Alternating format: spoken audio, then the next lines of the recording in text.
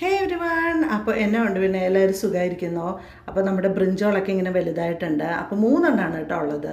അപ്പോൾ ഞാൻ ഓർത്തു എന്തായാലും ഈ ആഴ്ച എൻ്റെ ബ്രിഞ്ചോളൊക്കെ ഒന്ന് എടുത്തിട്ട് ഒരു പുതിയ റെസിപ്പി ഒന്ന് ട്രൈ ചെയ്യാമെന്ന് വിചാരിച്ചു. കാര്യം ഇന്നേ വരെ ഉണ്ടാക്കിയിട്ടില്ല ഞാൻ.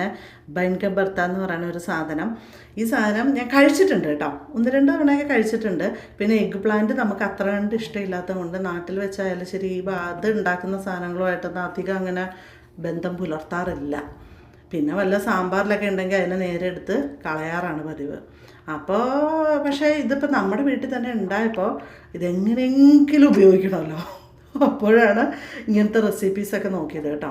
അപ്പോൾ ഇത് ശരിക്കും ഉണ്ടാക്കാൻ വേണ്ടിയിട്ട് ഇതിനെ ഇതുപോലെ ഒന്ന് ഒരു സ്ലീവ്സ് ഇട്ടിട്ട് അതിനകത്തേക്ക് ഗാർലിക്ക് കുത്തി ഇറക്കി വെക്കുക. വേണമെങ്കിൽ പെപ്പറും വെക്കാം കേട്ടോ. ഞാൻ പക്ഷേ ഗാർലിക്ക് മാത്രമേ വെച്ചുള്ളൂ. പെപ്പർ ഞാൻ സെപ്പറേറ്റ് ആയിട്ടാണ് റോസ്റ്റ് ചെയ്തത്. എന്നിട്ട് ഇതുപോലെ അടുപ്പത്തിട്ട് വെക്കുക. ഞാൻ അതിൻ്റെ മുകളിൽ ചെറിയൊരു ഇതൊക്കെ വെച്ചിട്ടാണ്, ഒരു ഗ്രില്ല് പോലത്തെ സാധനം വെച്ചിട്ടാണ് ചെയ്തത്. പക്ഷേ അത് അത്ര സൂപ്പറായിട്ട് വർക്ക് ചെയ്തില്ല. അതുകൊണ്ട് ഞാൻ അതൊക്കെ എടുത്ത് തട്ടി മാറ്റി. പിന്നെ എന്നിട്ട് നേരെ ഫയറിന് മുകളിൽ വെച്ച് ചെയ്തപ്പോൾ കുറച്ചുകൂടി ഫാസ്റ്റായിട്ട്, നമുക്ക് ക്ഷമ അധികം ഇല്ലല്ലോ, ഫാസ്റ്റായിട്ട് ഉണ്ടായി വന്നു. അപ്പോൾ ഇതിങ്ങനെ നല്ല സോഫ്റ്റായിട്ട് വരുമ്പോൾ ഇതിനെ പുറത്തേക്ക് എടുക്കുക. എന്നിട്ട് അതിൻ്റെ തൊലിയെല്ലാം ദൈ കാണുന്ന പോലെ ഇങ്ങനെ മാറ്റുക. അപ്പോൾ തന്നെ നമുക്കറിയാം അത് ഫുൾ കുക്ക്ഡാണ്. അപ്പോൾ അതിന് ആ കുക്ക് ചെയ്ത സാധനം ഒന്ന് മുറിച്ച് കഴിച്ച് നോക്കിയാലേ നമുക്ക് അറിയാൻ പറ്റും കേട്ടോ. അതിൻ്റെ ഫ്ലേവർ ശരിക്കും ബ്രിഞ്ചോളിൻ്റെ അങ്ങനത്തെ ഫ്ലേവർ അല്ല. അതിനങ്ങനെ ഭയങ്കര വേറെ ഫ്ലേവറൊന്നും ഇല്ല. പക്ഷേ ആ ബ്രിഞ്ചോളിൻ്റെ ഒരു ഫ്ലേവർ നമുക്ക് അധികം ചില ആൾക്കാർക്ക് ഇഷ്ടമില്ലാത്തൊരു ഫ്ലേവർ ഉണ്ടല്ലോ, അതില്ല അതിൽ. അതുപോലെ തന്നെ ആ പെപ്പറൊക്കെ എന്താ പറയുക, റോസ്റ്റ് ചെയ്ത് വരുമ്പോഴത്തേക്കും it has totally different flavour. അതെനിക്ക് ഭയങ്കര ഇഷ്ടമായി.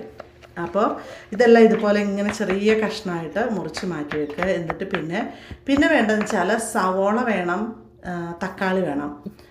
പിന്നെ സവോള ഞാനിപ്പോൾ 3 ബ്രിഞ്ചോളല്ലേ, സാമാന്യ വലിപ്പമുള്ള ബ്രിഞ്ചോളായിരുന്നു. അപ്പോൾ അത് ഞാൻ 2 ഫുൾ സവോള എടുത്തു, 3 തക്കാളി എടുത്തു.